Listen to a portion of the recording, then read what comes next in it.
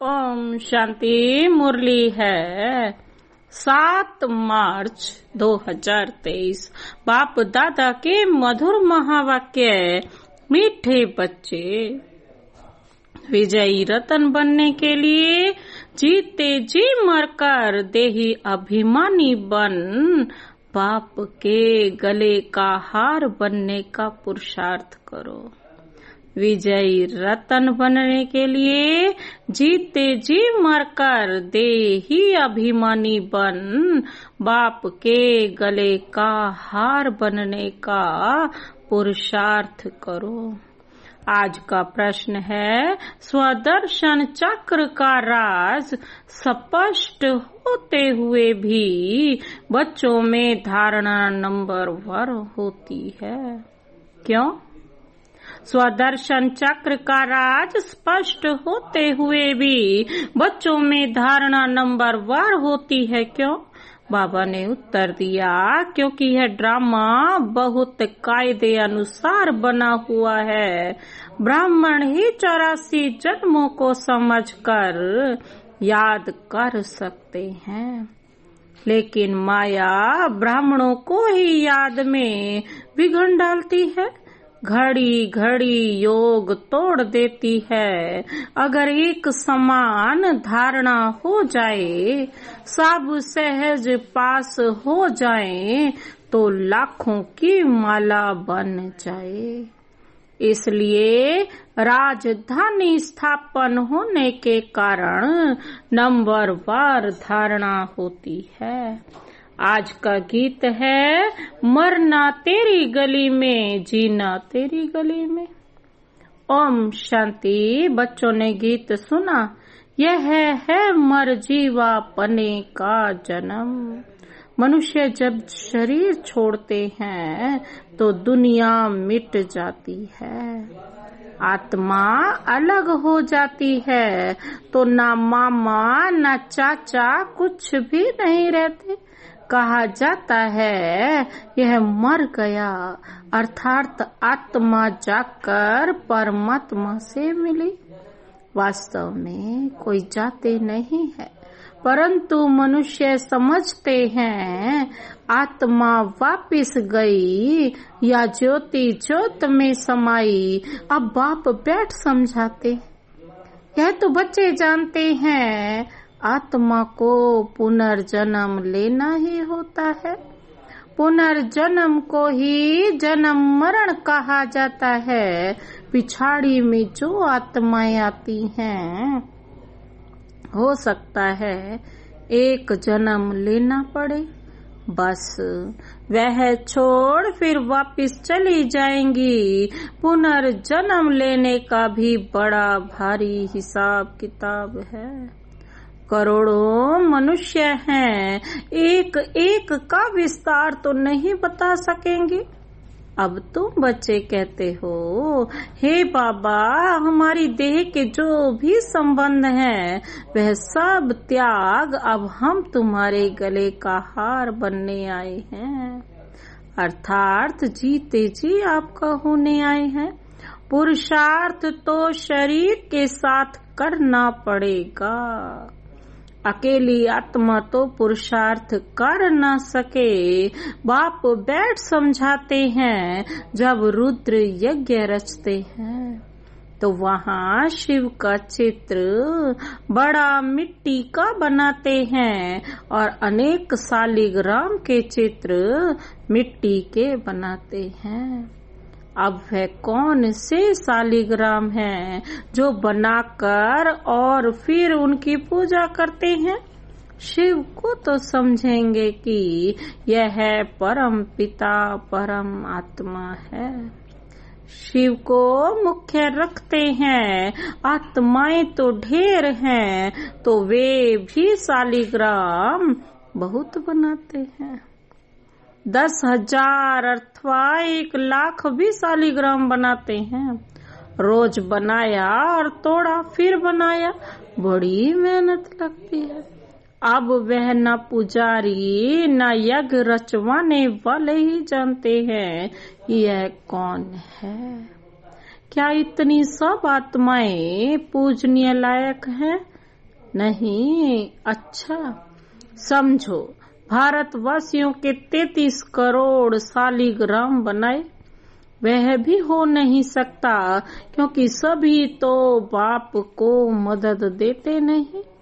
यह बड़ी गुहिया बातें हैं समझने की। 4-5 लाख रुपया खर्च करते हैं रुद्र यज्ञ रचने में। अच्छा, अब शिव तो परम पिता परमात्मा ठीक है, बाकी शालिग्राम इतने सब कौन से बच्चे हैं जो पूजे जाते हैं? इस समय तुम बच्चे ही बाप को जानते हो और मददगार बनते हो। प्रजा भी तो मदद करती है ना। शिव बाबा को जो याद करते हैं वह स्वर्ग में तो आ जाएंगे। भल ज्ञान किसको ना भी दें तो भी स्वर्ग में आ जाएंगे। बाबा कहते हैं वह तो कितने ढेर होंगे, परंतु मुख्य 108 हैं। मनसा भी देखो कितनी जबरदस्त रतन है, कितनी पूजी जाती हैं। अब तुम बच्चों को देही अभिमानी जरूर बनना है। जन्म जन्मांतर तुम देहे अभिमानी रहे हो। कोई भी मनुष्य ऐसे नहीं कहेगा कि मैं आत्मा परम पिता परमात्मा की संतान हूँ। संतान है तो उनकी पूरी बायोग्राफी मालूम होनी चाहिए। पारलौकिक बाप की बायोग्राफी बड़ी जबरदस्त है, तो बच्चे कहते हैं अब जीते जी मरकर बाबा हम आपके गले का हार जरूर बनेंगे। आत्माओं की भी बड़ी बड़ी माला है, वैसे ही फिर मनुष्य सृष्टि की बड़े ते बड़ी माला है। प्रजापिता ब्रह्मा है मुख्य, इनको आदम आदि देव महावीर भी कहते हैं। अब यह बड़ी गुह्य बातें हैं, तुम समझते हो। हम सब आत्माएं एक निराकार बाप की संतान हैं और यह मनुष्य सृष्टि का सारा सिजरा है, जिसको जीनोलॉजिकल ट्री कहा जाता है। जैसे सरनेम होता है ना अग्रवाल, फिर उनके बच्चे पोतरे अग्रवाल ही होंगे। सिजरा बनाते हैं ना, एक से फिर बढ़ते बढ़ते बड़ा झाड़ हो जाता है। जो भी आत्माएं हैं वह शिव बाबा के गले का हार है। वह तो अविनाशी है, प्रजापिता ब्रह्मा भी तो है। नई दुनिया कैसे रची जाती है? क्या प्रलय हो जाती है? नहीं, दुनिया तो कायम है। सिर्फ जब पुरानी होती है तो बाप आकर उनको नया बनाते हैं। अभी तुम समझते हो हम नए थे। हमारी आत्मा पवित्र नई थी, प्योर सोना थी। उनसे फिर हम आत्माओं को जेवर शरीर भी सोना मिला, उसको काया कल्प तरु कहते हैं। प्योर सोना आत्माएं होती है ना, तो वो सतयुग में क्या बनेंगी? प्योर सोने जैसा शरीर होगा। यहाँ तो मनुष्यों की आयु 40-45 वर्ष रहती है, कोई कोई की करके 100 वर्ष होती है। वहाँ तो तुम्हारी आयु एवरेज 125 वर्ष से कम होती नहीं। तुम्हारी आयु कल्प वृक्ष समान बनाते हैं, कभी अकाले मृत्यु नहीं होती। तुम आत्माएं शिव बाबा के बच्चे हो। ब्रह्मा द्वारा जरूर ब्राह्मण पैदा होंगे, उनसे फिर प्रजा रची जाती है। पहले पहले तुम ब्राह्मण बनते हो, ब्रह्मा मुख वंशावली। शिव बाबा तो एक है, फिर माता कहाँ? यह बड़ा गुह्य राज है। मैं इन द्वारा आकर तुम बच्चों को एडॉप्टेड करता हूँ। तो तुम पुरानी दुनिया से जीते जी मरते हो। वह जो एडॉप्ट करते हैं वह धन देने के लिए करते हैं। बाप एडॉप्ट करते हैं स्वर्ग का वर्षा देने के लिए, लायक बनाते हैं, साथ में ले जाएंगे। इसलिए इस पुरानी दुनिया से जीते जी मरना है। गृहस्थ व्यवहार में रहते पवित्र बन बाप का बनना है। वह वहाँ के रहने वाले हैं। फिर सतयुग में सुख का पाठ बजाया। यह बातें बाप समझाते हैं, शास्त्रों में तो है नहीं। अब बाप बैठ तुम आत्माओं को पवित्र बनाते हैं, आत्मा की मैल निकालते हैं। तुमको ज्ञान का तीसरा नेत्र मिलता है। उन्होंने फिर तीसरी की कथा बैठ सुनाई है, बैठ बनाई है। वास्तव में बात यहाँ की है, तुमको ब्राह्मण से लेकर सारे सृष्टि के आदि मध्य अंत का सारा समाचार मिल जाता है। बाप एक ही बार जरूर समझाते हैं।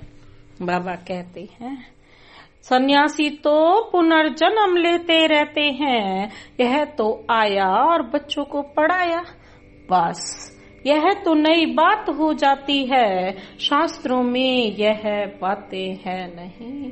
यह बहुत बड़े ते बड़ा कॉलेज है, कायदा है। एक हफ्ता तो अच्छी रीति समझाना पड़े, भट्टी में बैठना पड़े। बाबा कहते हैं गीता का पाठ अथवा भागवत का पाठ भी एक हफ्ता रखते हैं ना, तो 7 रोज भट्टी में बैठना पड़े। विकारी तो सभी हैं। भले सन्यासी घर बार छोड़ निर्विकारी बनने के लिए सन्यास करते हैं। कई पुनर्जन्म को भी मानते हैं, क्योंकि मिसाल देखते हैं। कोई बहुत वेद शास्त्र पढ़ते पढ़ते शरीर छोड़ते हैं, तो उन संस्कारों अनुसार फिर जन्म लेते हैं। तो छोटेपन में ही शास्त्र अध्ययन हो जाते हैं। जन्म ले अपने को अपवित्र समझ फिर पवित्र बनने के लिए सन्यास करते हैं। तुम तो एक ही बार पवित्र बन देवता बनते हो। तुमको फिर सन्यास नहीं करना पड़ेगा, तो उनका सन्यास अधूरा हुआ ना। बाबा कहते हैं यह बातें खुद भी समझा नहीं सकते हैं, बाबा बैठ समझाते हैं। वह है उत्तम ते उत्तम बाप, जिसके तुम बच्चे बने हो। यह स्कूल भी है, रोजाना नई नई बातें निकलती हैं। कहते हैं आज गुइये ते गुइये सुनाता हूँ, नहीं सुनेंगे तो धारणा कैसे होगी। अब बाप बैठ समझाते हैं तुम मेरे बने हो तो शरीर का भान छोड़ो। मैं गाइड बन आया हूँ वापिस ले जाने। तुम हो पांडव संप्रदाय, वह जिस्मानी पंडे हैं, तुम हो रूहानी पंडे। यह जिस्मानी यात्रा पर ले जाते हैं, तुम्हारी है रूहानी यात्रा। उन्होंने तो पांडवों को हथियार दे युद्ध के मैदान में दिखाया है। अभी तुम बच्चों में भी ताकत चाहिए। बहुत होते जाएंगे तो फिर ताकत भी बढ़ती जाएगी।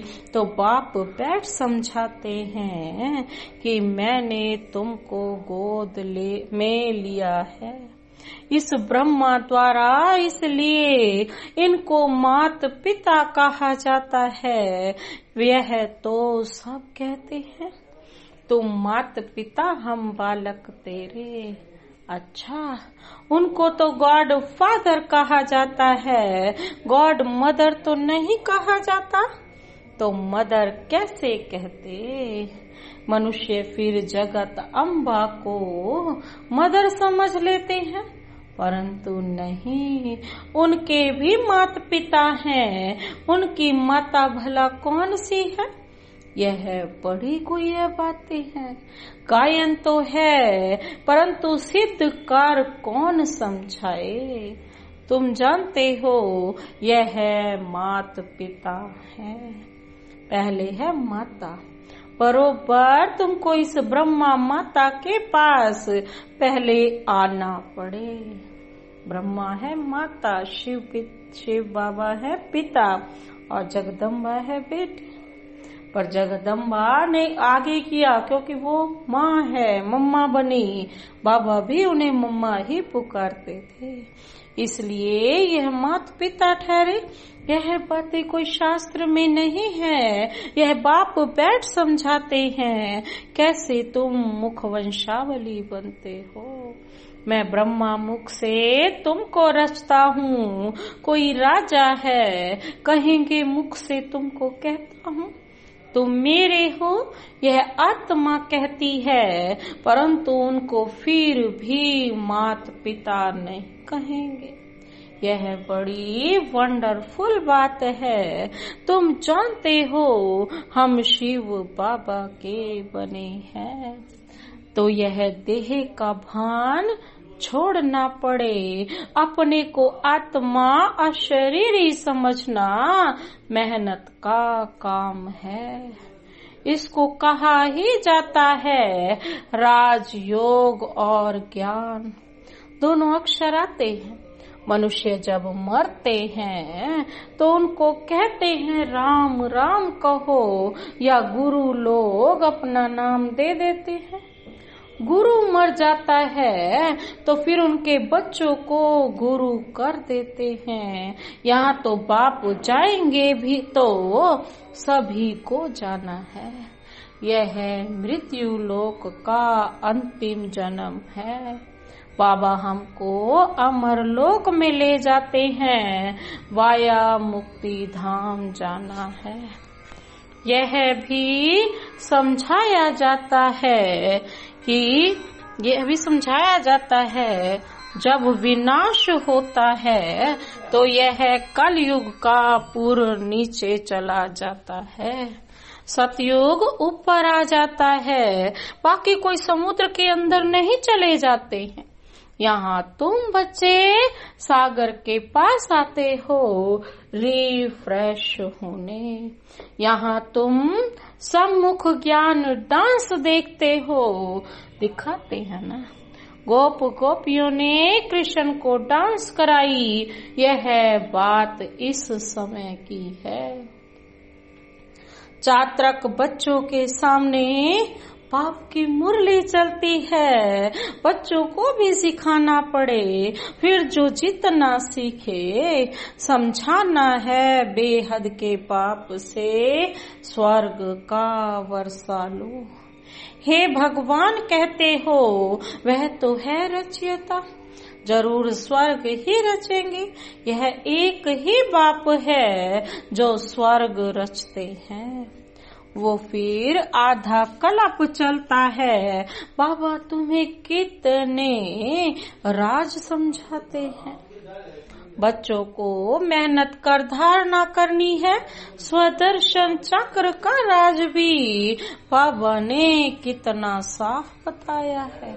84 जन्मों के चक्र को ब्राह्मण ही याद कर सकते हैं। यह है बुद्धि का योग लगाकर चक्र को याद करना। परंतु माया घड़ी घड़ी योग तोड़ देती है, विघ्न डालती है। सहज हो तो फिर सब पास कर ले, लाखों की माला बन जाए। यह तो ड्रामा ही कायदे अनुसार है। मुख्य है 8, उनमें फर्क नहीं पड़ सकता। त्रेता के अंत में जितने प्रिंस प्रिंसेस है सभी मिलकर जरूर यहाँ ही पढ़ते होंगे। प्रजा भी पढ़ती होगी, यहाँ ही किंगडम स्थापन होती है। बाप ही किंगडम स्थापन करते हैं और कोई प्रिसेप्टर किंगडम नहीं स्थापन करते। यही बड़ा वंडरफुल राज है। सतयुग में लक्ष्मी नारायण का राज्य कहाँ से आया? कलयुग में तो राजाई है नहीं, अनेक धर्म है, भारतवासी कंगाल हैं। कलयुग की रात पूरी हो, दिन शुरू हुआ और बादशाही चली। यह क्या हुआ? अल्लाह अव्वल दिन का तो खेल दिखाते हैं ना, तो कारून के खजाने निकल आते हैं। तुम सेकंड में दिव्य दृष्टि से वैकुंठ देख आते हो। कितनी दिव्य दृष्टि है। अच्छा, माता पिता, बाप दादा, बच्चे, सारी फैमिली इकट्ठी बैठी है। मीठे मीठे सिक्के लदे बच्चों प्रति माता पिता, बाप दादा का याद प्यार और गुड मॉर्निंग। रूहानी बाप की रूहानी बच्चों को नमस्ते।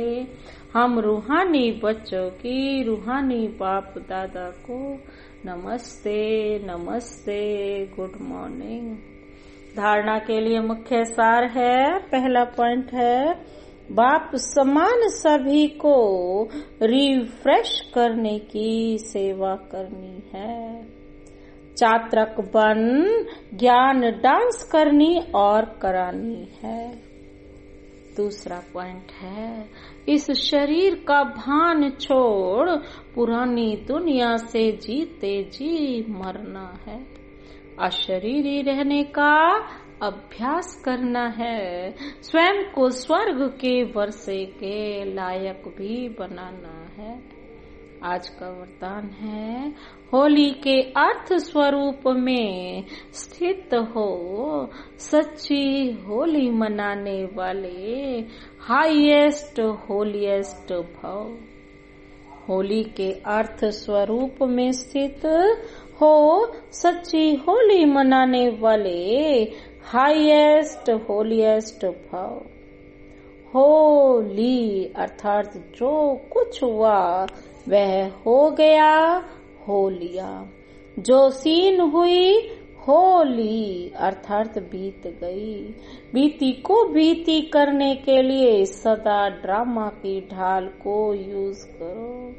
होली का रंग पक्का तभी लगता है जब हर वक्त यह याद रहता कि होली जो बीता हो गया।